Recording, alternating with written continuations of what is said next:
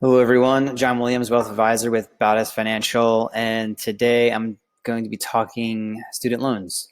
If you have a student loan balance, you've been paying off student loans, you know that you've had a pause for about 3 years. And you may also know that that's coming to an end. The government announced that that pause will end officially September 1st. And at that time, your account will still start accruing interest, and the first payment will be due October 1st. So we've been getting a lot of questions about what this might mean for a lot of our clients. So we put together a list of the things you should be considering as you're paying your student loans. There's 3 years is a long time, and many might not even remember what their interest rate was, what their payment was. So it's a really good time to revisit the terms of your loan. So if you haven't looked at those, it might be a good time to dust off the username and password, log into your accounts, make sure you update yourself with what to expect. Before I go into any of the details here, some of the things we put together, if you want a copy of this, of the list of things to consider, please email us. You can email me directly at john@bautisfinancial.com. Or if you want to talk about anything else, whether it's your current situation or want to have a free consultation, please feel free to book some time with us at the link below. But the first part of this is really just the overview. Like I said, is a good time to revisit some of the terms of your loan. Whether they're private or federal, or maybe even both. If you're in school currently, you will of course have the grace period, or not be required to make payments while you're in school, whether or not your loans are subsidized or unsubsidized. You'll be accruing interest, but of course, if you're in school, that will continue. It will continue that you will not have to make payments. If you are recently graduated, you may have a grace period. Sometimes, you're in a situation. People find them in a situation where even though they have this grace period, it might be beneficial for them to start repaying even earlier, even before that grace period ends. So it's something to consider. If there's going to be an employment change or status, or if you've gone through an employment change since you've during this pause, there's something that's to consider that are going to really affect how you can pay the loan, which I'll get into in a little bit. And your current income obviously is a big part of that as well. Some might find themselves in a situation where they co-sign for a loan. So if there's somebody out there that you co-signed, and you might want to revisit with that person or revisit the terms of that loan so you understand, and speak to them and make sure that they're in a situation where they can start paying and continuing to pay, because it will affect you if they can't. The second section here we separated out is really cash flow issues. A lot of this really stems on, you've had this 3 years of a pause, and you've been able to take advantage of this extra money that you would normally have gone towards your loan. Maybe you've saved it up. Maybe you find yourself in a situation where you're breaking even now, and now this payment is going to be becoming due. So it's a good time to revisit your cash flow situation. Of course, making sure that you can actually make this payment, and just understand, what your status is on your loan, and where you stand when that payment comes due at October 1st. There's a few things to consider. If you are a little short on cash, if you still have some money left over in a 529, you can withdraw up to $10,000 from your 529. That may or may not be left over to make payments to those loans. So if you have a 529, or somebody has a 529 and you're the beneficiary, you might want to look into that. And then I'm going to go into a little bit more into an IDR, which is really just a lot of different options. There's different ways that you can set up your payment based off of your current income. So if you are actually, what an IDR is, and you are making payments under an IDR plan, you might want to revisit those and recertify those you may even be in a better situation after recertifying those, but make sure that status is still in place. If you're looking to make even more payments, you find yourself in a situation where you want to accelerate payments, make a payment towards your principal, maybe double up on payments. You find yourself in a situation where you can pay a little bit more or want to pay down some debt. We recommend looking at the terms of the loan, making sure that you're not making extra payments that aren't going to our principal or having unintended effects, but make sure you understand what you have available to you for making those extra payments. And we also recommend considering or looking towards your company's benefits. Sometimes employers offer what they call repayment benefits. This ultimately would be a benefit that would involve your employer making payments for you. So something you would want to look into. If you haven't heard of that, look into the benefits package when you have a chance. And then if you do find yourself you're able to make the payments right now, but you are feeling a little bit weary as to how close to comfort your cash flow is, you might want to consider building up an emergency fund.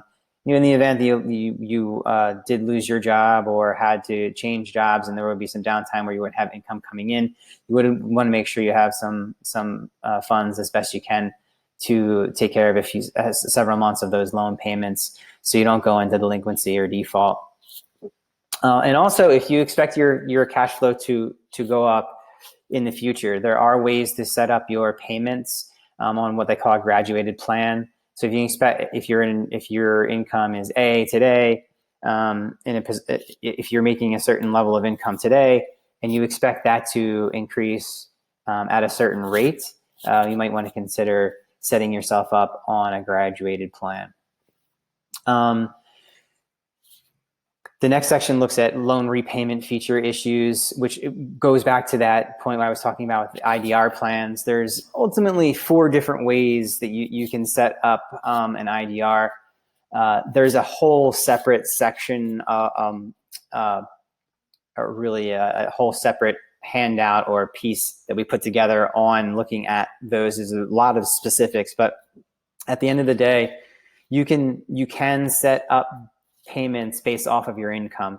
So an example might be if anywhere from 10 to 20% of your disposable income, the loan, the program will look at what your disposable income, a certain percentage of your income, and then take a percentage of that and ultimately look at your income and decide the amount that is believed to be a payment that you can make, and it will adjust with your income. So as you're filing your taxes, so on and so forth, and your income goes up, your ability to pay obviously goes up. So those will change.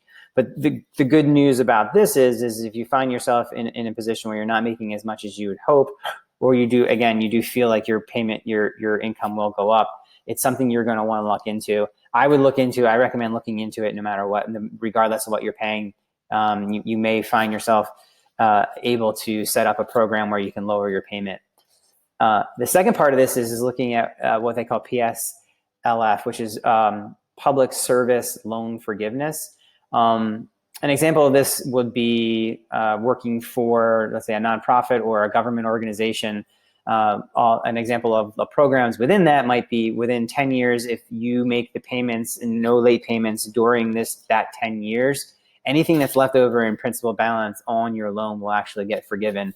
But it's typically going to be, like I said, public service. If you're, let's say, a medical doctor working for a government organization or a nonprofit organization. So it may be worth, if you feel like you might be in that space, you might want to look into the possibility of setting up that PSLF, because it can be quite lucrative and a great benefit if you do qualify. The next section is going to be loan consolidation. Now, over the last 3 years, of course, you'd be crazy to consider a refinance or a consolidation outside of the federal, if you have federal loans. So you want to know if your loans are federal. At this point, if you were getting forgiven on them, they are most likely federal loans. you may actually find that during that 3 years, you have some private loans that are not government loans, and you were making those payments. At this point, it's time to revisit whether or not it makes sense to refinance and or consolidate all of your loans together to either enjoy a lower payment or a lower interest rate. I mean, they obviously can be related, but you want to revisit those options now that this pause is over. The government has programs for such a consolidation. For consolidation, and then refinancing. Your interest rate is going to be the same regardless of a consolidation under a government program, but you may find that depending on your credit or your current situation, you may be able to lower your interest rate and consolidate with private loans. So a good time to look at all your different options and see if there isn't something that may benefit you in the long run. And then finally, we put together some ideas around tax issues. I mentioned that employer provided benefit that some employers provide. And let's say, for instance, your employer as a benefit is paying has a program where they'll pay $2,500 of your benefits. Of your loan for the year. The government allows up to $5,250 of such a benefit. Not saying that your employer is actually going to offer that for you, but to you. But if let's say you did find out that was a benefit and you signed up for it, and they were helping you out, paying some of your loans, that will show up sometimes as income. So you do need to report that. What will happen is it will show up on your W-2, but then you will reduce your AGI by that number. If you had any questions, I would consult with your CPA, but that will have to get taken out of your income when you file your taxes. And then some other, let's see here, some of the other issues is the, so the $90,000 or $180,000, as you're referring to your modified AGI for the year. If you're in that, if you find yourself in that range, below $90,000 or below $185,000, if you're filing jointly, you may find that there is an income tax reduction for what they call qualified education deduction. So if you take a look at your taxes and see that you've been paying these student loans or will be paying these student loans, and your modified AGI, for most people, the modified AGI is ultimately going to be your AGI. But if your AGI is below $90,000 as a single person, like I said, or $185,000 as a married filing jointly, you might want to look into whether or not you qualify for this this deduction.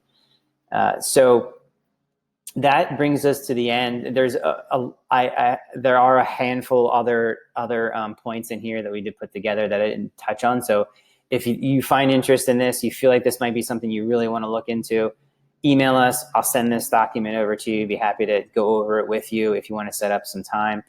But good luck, and thanks for joining me.